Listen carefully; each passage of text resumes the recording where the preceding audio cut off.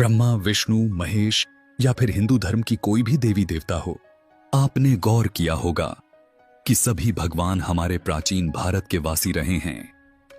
मैं यह तो नहीं कहूंगा कि भगवान ने कभी जन्म लिया है, लेकिन अगर इनके अवतार की बात की जाए तो प्राचीन भारत में ही अवतार हुए हैं।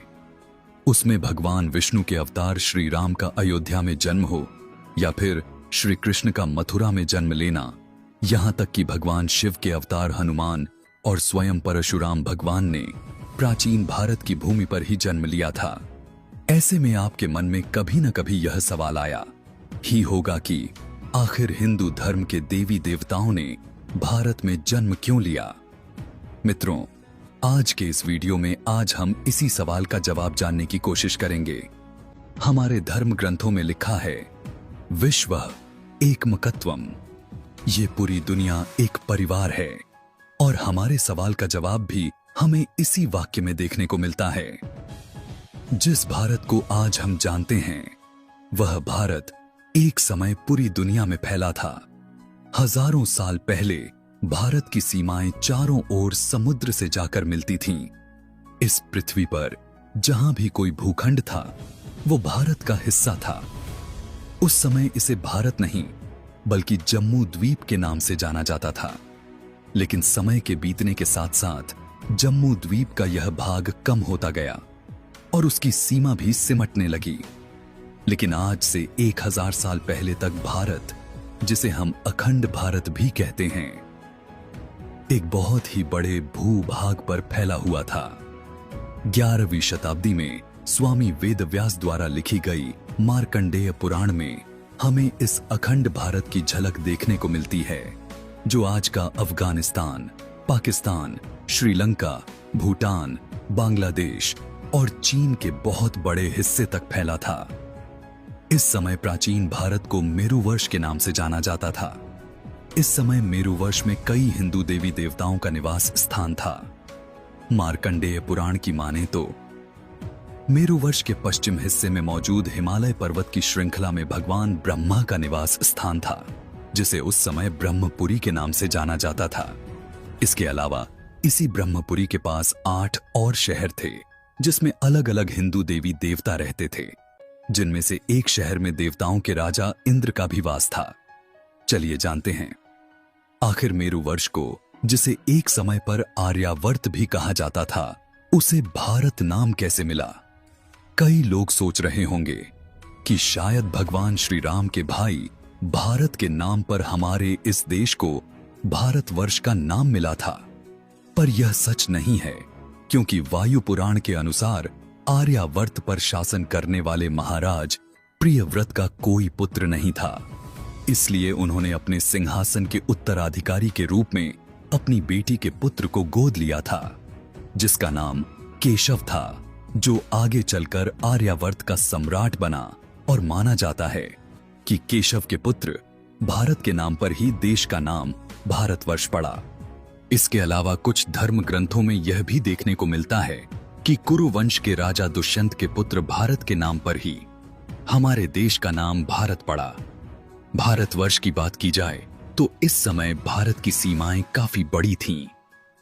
प्राचीन जम्मू द्वीप जितनी बड़ी तो नहीं थी, लेकिन फिर भी आज के भारत से भारतवर्ष की सीमाएं कई गुना दूरियों तक फैली हुई थीं, जिसमें आज के पाकिस्तान, बांग्लादेश, नेपाल, भूटान, श्रीलंका, अफगानिस्तान, ईरान और यहां तक कि तिब्बत का भी बहुत बड़ा हिस्सा शामिल था, जिसे आज कई बार हम लोग अखंड भारत भी कहते हैं। हमारे भारत का इतना समृद्ध इतिहास है, जो दुनिया भर में फैले होने के कारण ही आज हमें हमारे प्राचीन भारत की संस्कृति के निशान मिलते हैं। और हिंदू धर्म से जुड़े देवी देवताओं के मंदिर पूरी दुनिया में देखने को मिलते हैं।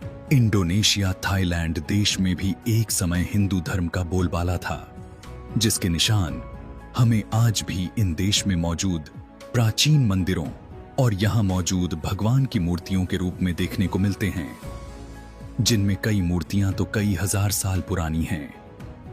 इंडोनेशिया के जावा में मौजूद ब्रह्मानंद मंदिर इंडोनेशिया के कुछ सबसे बड़े हिंदू मंदिरों में से एक है, जहां आज भी ब्रह्मा, विष्णु, महेश जी की मूर्तियों की पूजा की जाती है। यहाँ पर की गई रिसर्च से हमें देखने में मिलता है इस मंदिर का निर्माण आज से करीब 1200 साल पहले किया गया था। यह मंदिर इतना प्राचीन है कि यूनेस्को की विश्व धरोहर सूची में शामिल किया गया है। इसके अलावा भी इंडोनेशिया में तमन सरस्वती मंदिर और सिंहसरी शिव मंदिर मौजूद है, जिन्हें आज भी इंडोनेशिया की सरकार ने काफी संभाल कर रखा हुआ है, क्योंकि इंडोनेशिया के लोग इन हिंदू मंदिरों को अपने देश के इतिहास की धरोहर मानते हैं। इसके अलावा अगर आप थाईलैंड के राष्ट्रीय चिन्ह को देखेंगे तो आप समझ जाएंगे कि थाईलैंड का राष्ट्रीय प्रतीक गरुड़ देवता को बनाया गया है।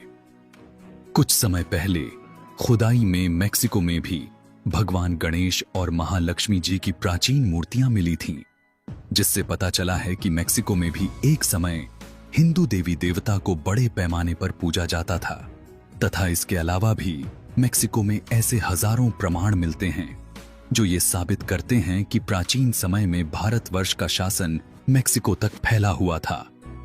कुछ इतिहासकार तो यह भी कहते हैं कि मेक्सिको को यह नाम संस्कृत के शब्द मक्षिका से मिला है। इसके अलावा स्पेन में भी हजारों साल पुराना मंदिर मौजूद है, जिसमें भगवान विष्णु की मूर्ति मौजूद है। हिंदू धर्म के प्रमाण हमें रसिया तक फैले देखने को मिलते हैं, क्योंकि कुछ समय पहले रूस के बोल्का प्रांत में भी हमें भगवान विष्णु के करीब 1200 साल पुरानी कई मूर्तियां मिली थीं। इसके अलावा यहां पर कुछ इतिहासकार मानते हैं कि आज से 2000 साल पहले रूस के इस इलाके पर हिंदू धर्म का एक गहरा प्रभाव था और यहां पर बड़े पैमाने पर हिंदू देवी देवताओं की पूजा की जाती थी और यहां के लोगों का रहन सहन बिल्कुल भारतवासियों की तरह था और उन्होंने अपनी पूजा के लिए यहां पर कई मंदिरों और भगवान की मूर्तियों का भी निर्माण किया था, जिनके निशान हमें आज यहां पर खुदाई में देखने को मिल जाते हैं। क्योंकि 2007 में भी रूस के इस शहर से कई प्राचीन सिक्के, पदक, अंगूठियां और हिंदू देवी देवताओं से जुड़े पत्थरों के अस्त्र शस्त्र मिले थे। ऐसे ही कुछ हमें कंबोडिया में भी देखने को मिला।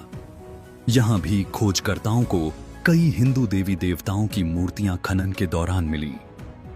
इसके अलावा यहां पर कई हिंदू देवी देवताओं के मंदिर भी हैं, जिन्हें आज भी वहां की सरकार अपने धरोहर की तरह संभाल कर रखती है, क्योंकि कंबोडिया देशवासियों का मानना है कि कंबोडिया को बसाने वाले प्राचीन भारत के राजा कंभ महाराज थे और इन्हीं के नाम पर इस देश को आगे चलकर कंबोडिया नाम से जाना गया।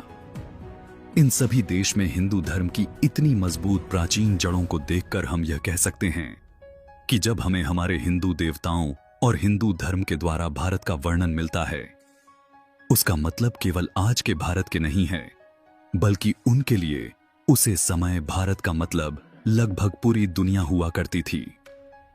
यानी कि दोस्तों, अब आप समझ गए होंगे कि आखिर जब कभी हिंदू देवी देवताओं की अवतार लेने की बात आई है तो उन्हें भारतवर्ष से ही जोड़कर क्यों देखा जाता है, क्योंकि एक समय पर पूरी दुनिया ही भारत से किसी न किसी तरह जुड़ी हुई थी।